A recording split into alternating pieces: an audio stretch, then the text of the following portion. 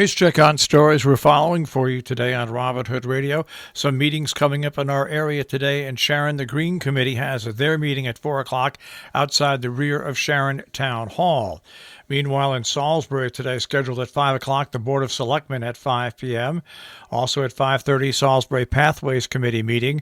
And then at 6:30, it's the Conservation Commission in Salisbury.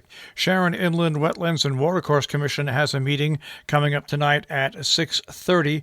Mass will be provided. The meeting will be held second floor Chapin Meeting Room. Social distancing is practiced. Region 1 Board of Education has a meeting coming up tonight at 6:30. It is a Zoom meeting. Those Zoom meeting information can be found at the Region 1 website. Meanwhile, in Falls Village, the Board of Finance has a meeting at 6:30 tonight, and that will be followed by the Board of Selectmen with their meeting around 7 o'clock. The North Canaan Planning and Zoning meeting scheduled for tonight has been canceled. Meanwhile, the Board of Selectmen's meeting will be held at Town Hall, that at 7 p.m. tonight.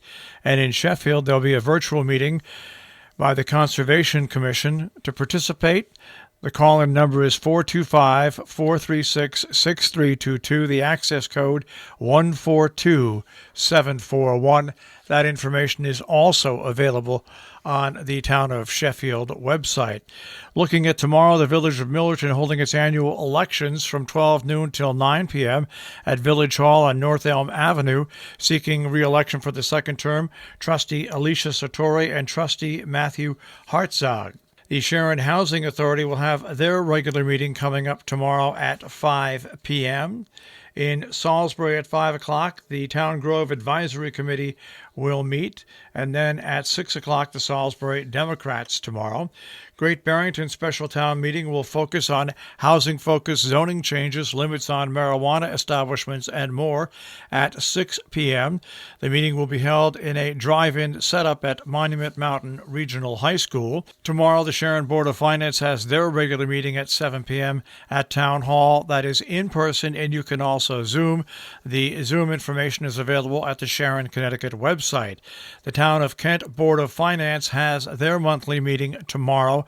That is a Zoom meeting. That is also information available at the Kent website. And in Cornwall tomorrow, Board of Selectmen have their meeting at 7:30 via Zoom.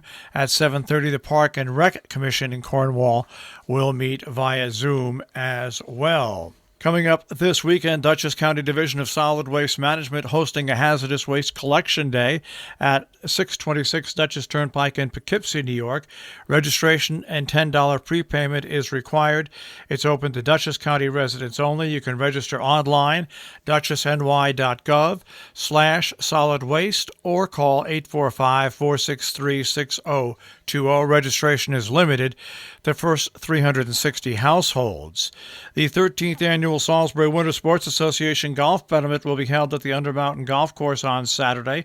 Spots for 36 players for the 8 a.m. tee-off and 36 players for the 1 p.m. shotgun start. A portion of each entry fee will be donated to the Salisbury Winter Sports Association, with additional donations from SWASA to the name of the Jane Lloyd Fund. All entry fees must be prepaid. There's no outside registration. Masks must be worn at the parking lot, the pro shop, the patio around the tent areas, and when purchasing beverages from the beverage cart. Loitering and tailgating in the parking lot will not be allowed. Those who do not comply will be asked to leave. More information at 518-329-4444 or email service@undermountaingolf.com to sign up. In Cornwall on Saturday from 9 till 12, the 4th Annual Green Up Cleanup Day will be held. The Sharon Playhouse presents Nicholas Ward, a patio dinner show on Saturday, September 19th. Gates open at 6:30 for the cars to enter. The show is at 8 p.m. More information, tickets, sharonplayhouse.org. Meanwhile, coming up on Sunday, September 20th, The Big Short, a drive-in movie event at the Sharon Playhouse to benefit the movie house. Once again, the gates open this time at 6 p.m. Introduction at 7:15. Movie begins at 7:45. Tickets are per car. They take 52 cars to fill up the lot. Dinner will be available from J.P. Gifford for pre-order and pickup at the event. Space is limited. For more information, themoviehouse.net or SharonPlayhouse.org. Northwest Connecticut Crop 37th Hunger Walk will be held virtually this year. Last year, the Crop Walk raised almost $40,000 to fight hunger, both globally and locally. This year, the goal is $45,000. Participants can walk anytime during the week of September 21st to the 27th. The normal course from Housatonic Valley Regional High School is not available this year. Individuals and small groups can instead walk their neighborhood. Students at schools can walk around their campuses. To register online, it's crophungerwalk.org/fallsvillagect, or contact Reverend Heidi Truax from the Trinity Episcopal Church by emailing her at revheiditruax@gmail.com. Patients of Newvance Health may have their information exposed due to a security breach between February and May. That according to a press release from the organization, which is mailing letters to patients advising them of a data security incident that involved Blackbaud, a third-party vendor that provides service on behalf of Newvance. It's the second time in roughly 2 years that Newvance had to contact patients due to a data breach. It's believed the names, contact information, age, gender, dates of birth, admission dates, departments of treatment, treating physicians, and health insurance statuses were among the information affected. According to Newvance, financial information such as credit card and bank account data were not affected. Bridget Ruthman had a story in Sunday's Republican American. The drought might be bad for farmers, but it'll be good for fall foliage. Drought conditions persist, which is bad for local farmers, but perfect for more brilliant fall foliage.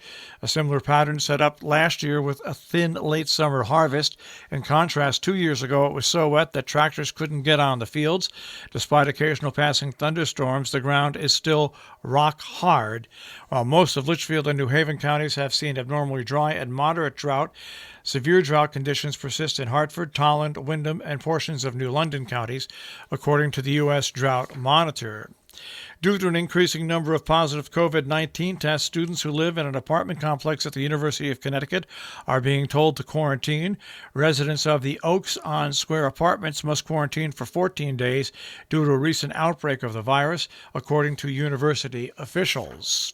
There was no breakthrough Friday in the question on whether Connecticut high schools will be able to play 11-on-11 tackle football this fall.